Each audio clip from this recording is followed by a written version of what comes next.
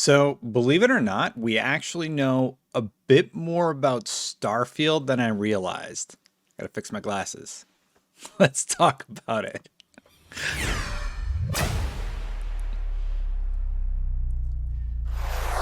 Okay, so we all know that Tom Cruise was originally approached to be in Starfield.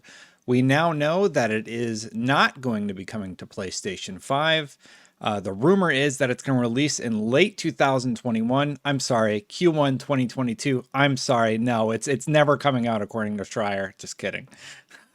uh, yeah, I want to talk first of all about why I still don't think that 2021 rumor is that far-fetched. First of all, the Starfield copyright on the ZeniMax website still says 2021. That could just be because it's going to be showcased in 2021, but I do find it interesting that that copyright is still there. And when you start looking at the timeline, things get a little bit more interesting. So way back in 2018, in an interview, Todd Howard talked about Starfield, and he's actually been talking about Starfield since its initial reveal. So here's something he said, and I'm reading this on Eurogamer. I don't know what the original source was off the top of my head, but he said, "We had made a list of what we might want to do in the future, and an epic science fiction game has always been on my mind," he said. "Okay, post-apocalyptic was our first choice. Sci-fi was our second at the time. We were going to do our own post-apocalyptic universe if we didn't get Fallout from Interplay in 2004. We talked about sci-fi and then it really picked up steam. We're going to do this when we registered the trademark about 5 years ago. And then we would talk about it from time to time. What are we going to do? And then we started work right after Fallout 4 was finished. Starfield was in production. He confirmed that E3. And the Bethesda team was playing the game in 2018. The Bethesda team was able to play the game now. Starfield is playable, he said. That was in 2018. Again, this article, well, it's UK time, so it's 7/02/2018. I don't know what that is. Maybe they have it like written out. July 3rd, 2018 is when that interview was. So they were playing it in 2018. I hadn't read that part before I started making this video. So I'm just like, they had a build. It was probably an early build. It was probably pretty bare bones, but the fact that they had something playable, that speaks volumes about that potential date that we've all been talking about. So anyway, moving on about some other things that we also know. So there was a quote that Starfield has Bethesda's DNA, but it'll have a lot of new systems. So I found the quote on PC Gamer. I'm sure they're quoting something else, but here's what they said. "Everything we know about Starfield so far is leaking out in bits from interviews with Todd Howard. On Eurogamer, for example, Howard was pressed on whether Starfield will be a Bethesda Game Studios game in the way that Elder Scrolls and Fallout are. Here's what he said. "I don't want to say yes or no on that. I don't want to say yes or no to that because I don't know what that means to you or whoever's going to read that. It's different, but if you sit down and play it, you would recognize it as something we made, if that makes sense. It has our DNA in it. It has things that we like."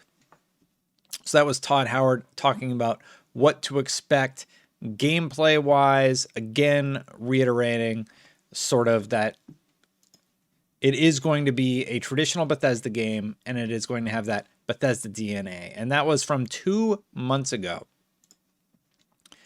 So now leaks are coming out on Reset Era. I know, but we'll humor it and just talk about it anyway. Leaks.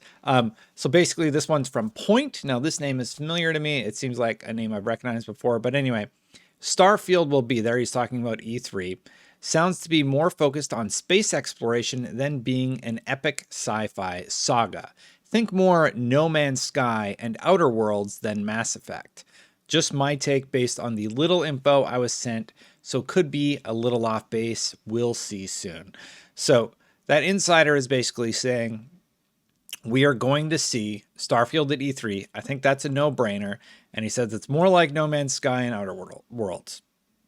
So what does that mean? I think gameplay-wise, that means you go on more of an adventure, and it's about surviving through procedurally generated worlds. And yes, that is right. Starfield is confirmed to use procedural generation from an interview way back with TechRadar. Bethesda's upcoming space RPG Starfield is going to use procedural generation for its map, which is promised to be much larger than anything seen in previous Bethesda games. So if it has space travel and it's procedurally generated, I think with how much people have liked No Man's Sky ever since they made all the corrections, I could imagine this being a large game with a really passionate community. But I think if we're thinking Fallout in space, I think we have the wrong idea. So I hope people aren't let down by that. It is going to be really interesting. This is their first new IP in 25 years. So if it has that Fallout, Elder Scrolls, Bethesda DNA, but it's a little bit different in the way it does space exploration, that is going to be pretty interesting. Now on the Bethesda website, they also talk about the game engine. With each new console cycle, we evolve together, from bringing mods to consoles with Fallout 4, now over 1 billion downloads, to the latest technologies fueling the Xbox Series X and S. These new systems are optimized for the vast worlds we love to create, with generational leaps not just in graphics, but CPU and data streaming as well. It's led to our largest engine overhaul since Oblivion, with all new technologies powering our first new IP in 25 years, Starfield, as well as the Elder Scrolls 6. So, all new tech, powered by Xbox. That was during their partnership announcement, so that is really exciting to hear. So I want to address the elephant in the room here for just a second. The PS5 reaction to this, people saying it's not fair or like it's anti-consumer, I think that's ridiculous. So first of all, when you talk about Spider-Man on the PS5, is the fact that that's not on Xbox a problem? No, it's not. You don't hear anybody crying about that ever, right? Because it's just sort of a known quantity. And people are going to say, well, you're taking something away. Yeah, that's what happens when people buy something. They're allowed to put their games that they own on the platform that they own and not the competing platform. When Insomniac went to PlayStation, guess what? Yeah, you guys get PlayStation and that's great. But now these games are going to be out exclusively on Xbox, if all the reports are to be true. If they're not, and they do come to both consoles, whatever. Like, I don't have a personal stake. The thing that I'm trying to point out is, dare I say, it's a little hypocritical to say that, oh, well, yeah, well, we get Spider-Man, Last of Us, Demon's Souls, but Microsoft's paid $7.5 billion for this studio. You have to share those games with Sony fans, right? Right? No, they don't. They absolutely do not. That's business, right? I don't expect Spider-Man to ever come out on Xbox or The Last of Us or Demon's Souls. And the way things are going, Final Fantasy VII Remake may never come to Xbox, or at least it will be in the long-term thing. It's going to be like way in the future. And I see Sony fans reveling in this fact. So, well, guess what? Xbox now has exclusives that Microsoft paid $7.5 billion for. And if I'm being cold, that's just business, and that's just how it is. Now, I understand, okay, you expected to get those games on your PlayStation 5, so I can feel for you there. But I don't know what to tell you. That's what's going to happen. So however you feel about it, I would prepare yourself for that eventuality, because it seems like it is set in stone. And just like I'm never going to get Spider-Man, I'm never going to get Last of Us on my Xbox. I have a PS5, so I'll just play them on my PS5, right? This is a move to get users like you to purchase an Xbox. So If it's not going to work, I mean, just don't buy one. And there's also been a lot of talk, like I'm sort of going off into another video. There's also been a lot of talk about how Xbox is selling worse. Yes, they're selling worse in the console market, but they have this whole PC market that they can expand to. And they have the mobile market. They have more markets, and they're holding their data closer than ever to the chest, probably because they're not tied or pulling forward into the lead yet. But they are doing interesting things that I'll talk more about in another video. Sorry if that came off harsh if you're a PlayStation owner. I'm trying to be truthful and set some expectations, but like, guys, those games, I will be shocked. If those games come out on the PlayStation 5 console, I will be shocked. Dead serious. Why the hell would I pay $7.5 billion and then just give that stuff away? You're going to say profit, right? They want to sell consoles. They want people in the Xbox ecosystem. Just like you could use that same argument for Spider-Man, Last of Us, and Demon's Souls.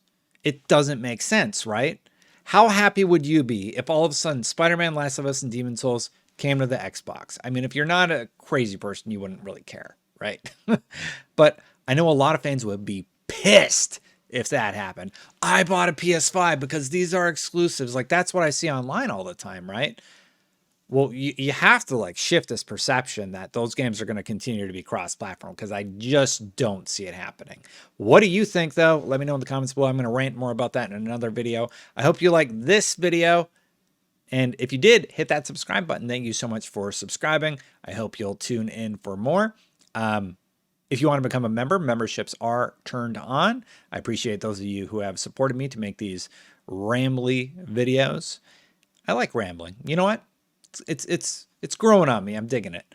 All right. For more on stuff like this, I'll see you for the next one. I'm a little loopy tonight, so thank you for watching. Bye, everybody.